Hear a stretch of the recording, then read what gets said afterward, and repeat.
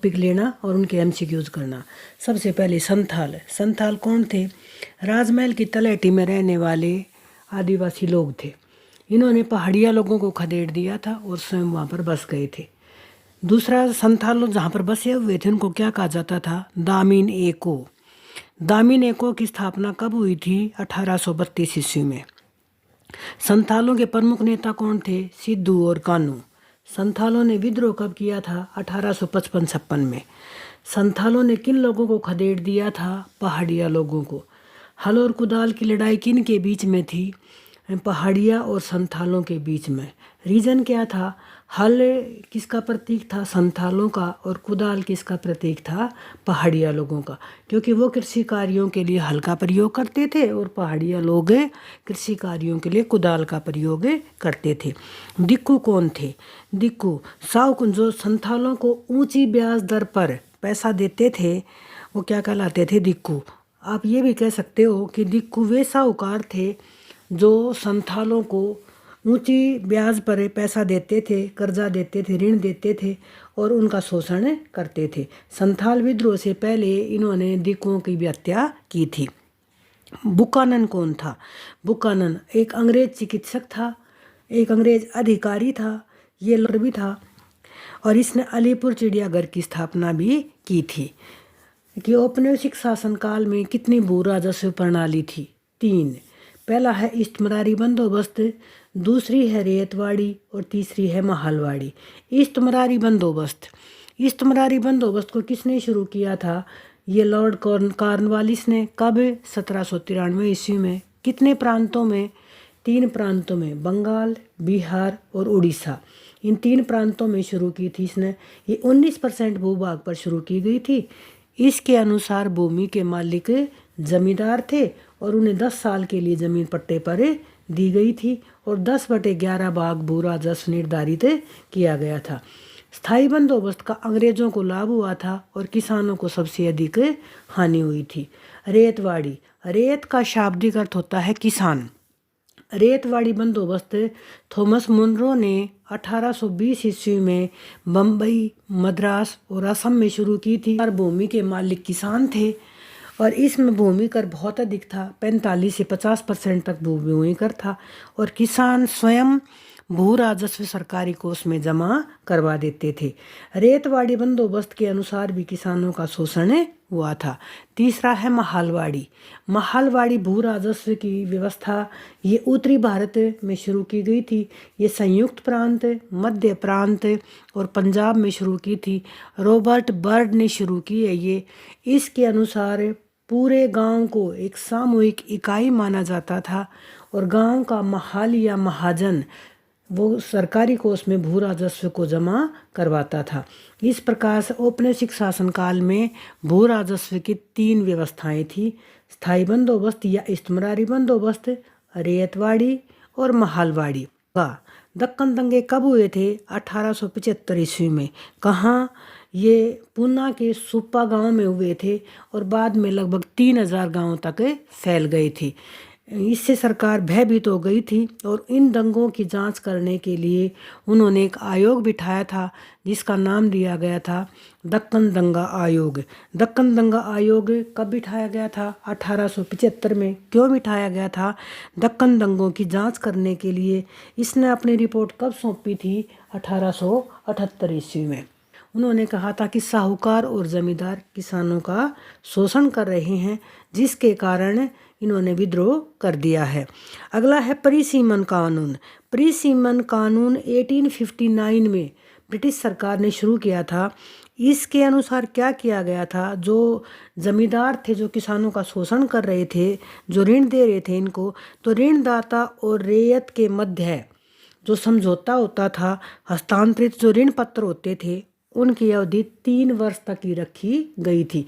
परिसीमन कानून कृषि से संबंधित था। ये किसानों को शोषण से बचाने के लिए बनाया गया था। इसके अनुसार एक ऋण पत्र की अवधि मात्र 3 वर्ष के लिए रखी गई थी। 1861 से लेकर 65 तक चला था।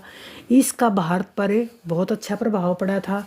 इसके कारण हमारी जो कपास थी वो विदेशों में, इंग्लैंड में निर्यात होनी शुरू हो गई थी और किसानों ने अधिक से अधिक कपास की खेती करनी शुरू कर दी थी।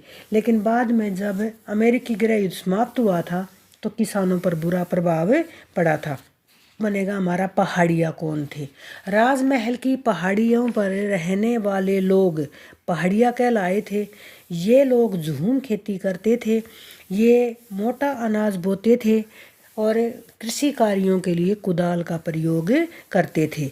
संथाल लोगों ने इनको यहाँ से भगा दिया था और इनके क्षेत्र पर अपना अधिकार कर लिया था, जिसके कारण संथालों और पहाड़िया लोगों में विद्रोह हुआ था, जो कि हल और कुदाल की लड़ाई कहलाया था।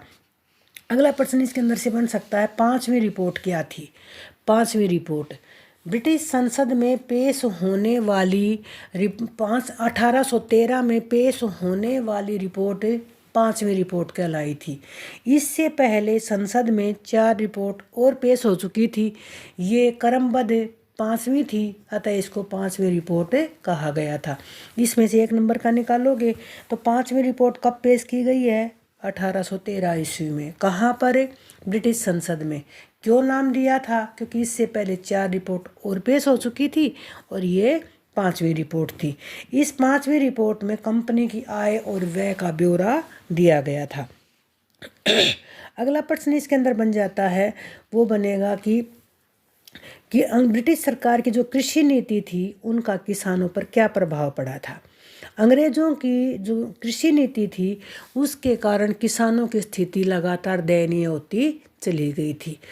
इस्तिमरारी बंदोबस्त के अनुसार किसान खेती और मजदूर बन गए थे। उनकी ज़मीन पर जमींदारों का अधिकार कर दिया गया था। रेतवाड़ी बंदोबस्त में भूमि कर बहुत अधिक था और वे साहूकारों के चंगुल में फंस गए थे। और महालवाड़ी बंदोबस्त में 55% से भी ज़्यादा भूमि कर था, जिसके कारण किसानों के लिए चुकाना मुश्किल हो जाता था। एक खेती हर मजदूर बनकर रह गए थे। इस प्रकार से ब्रिटिश सरकार की कृषि नीतियों का किसानों पर बुरा प्रभाव पड़ा था। अगला प्रश्न इसके अंदर से बन जाता है, वो बनेगा विश्व में आर्थिक मंदी कब आई थी। 1929 ईस्वी में आई थी। इसके कारण पूरे विश्व के 8 करोड़ मजदूर बेकार हो गए थे, बेरोजगार हो गए थे और अकेले 1.5 करोड़ मजदूर अमेरिका के बेरोजगार हो गए थे। इसका भारत पर भी, उस टाइम तो गुलाम थे हम, तो इसका भारत पर भी बुरा प्रभाव पड़ा था। अगला इसके अंदर से बन जाता है, वो हमारा बनेगा कि संथाल विद्रोह को कुचलने में किस जमींदार ने अंग्रेजों का साथ दिया था। बृद्धवान के जमींदार मेहताब चंद ने, इसने जो है इस विद्रोह को कुचलने में ब्रिटिश सरकार का साथ दिया था और उस ज़मीन पर संथालों के हारने के बाद उस ज़मीन पर मेहताब चंद का ही अंग्रेजों ने अधिकार कर दिया था। अगला प्रश्न, जोतदार कौन थे। बंगाल के बड़े जमींदारों को जोतदार कहा जाता था। छोटे किसानों और खेती हर मजदूरों से खेती। सूर्यास्त कानून के अनुसार जो ज़मीन नीलाम होती थी उस ज़मीन पर अपना अधिकार कर लेते थे, यानी उसको खरीद लेते थे। अगर आ जाए जोतदार कौन थे, तो बंगाल के जमींदार थे। गांव से संबंध रखते थे। ये गांव वालों का सीधा संबंध होता था। गांव में इनका बहुत अधिक सम्मान किया जाता था। सूर्यास्त कानून क्या था। सूर्यास्त कानून इस्तिमरारी बंदोबस्त से संबंधित कानून था। इस कानून के अनुसार जमींदार को निर्धारित तिथि को सूर्य अस्त होने से पहले भू राजस्व सरकारी कोष में जमा करवाना पड़ता था। यदि निर्धारित तिथि को वे भूमि कर जमा नहीं करवाते थे तो उसकी ज़मीन के टुकड़े को बेचकर ब्रिटिश सरकार अपना भू राजस्व प्राप्त कर लेती थी। इसके कारण भी किसानों की, जमींदारों की बहुत अधिक जमींदारी नीलाम हो गई थी। अमला कौन था। अमला औपनिवेशिक शासन काल में अमला जो होता था, जिसको अमिल भी बोलते थे, अमिल गुजार, अमला जो होता था वो भू राजस्व इकट्ठा करने वाला अधिकारी होता था। और ये जोतदार होते थे, ये अमला को कई बार भू राजस्व देने से इनकार कर देते थे। स्थायी बंदोबस्त किस गवर्नर ने लागू किया था? लॉर्ड कॉर्नवालिस ने। और कब किया था? 1793 ईस्वी। रेत और सिक्मी रेत से क्या अभिप्राय है? रेत किसानों को कहा जाता था, वे जमीन को खुद जोतते थे और भू राजस्व जमींदारों को देते थे। सिक्मी रेत, रेत से पट्टे पर किसानों को ही भू राजस्व देते थे। एक है दिक्कू। दिक्कू कौन थे? बंगाल के साहूकारों को क्या की थी?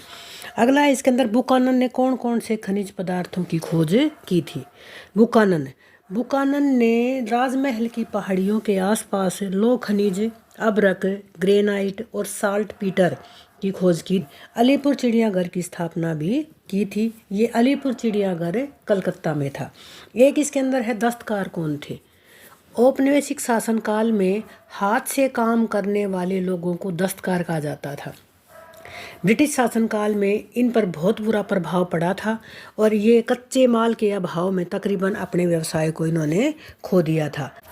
संथालों ने सिद्धू और कानू नामक दो भाइयों के नेतृत्व में विद्रोह किया था। इस विद्रोह में लगभग 60,000 संथालों ने भाग लिया था। ये दोनों भाई लड़ते हुए मारे गए थे और इसके बाद संथालों की हार के बाद सरकार ने संथाल परगना बना दिया था। इनको एक स्थान पर रहने के लिए बाध्य कर दिया था और इनकी तकरीबन जो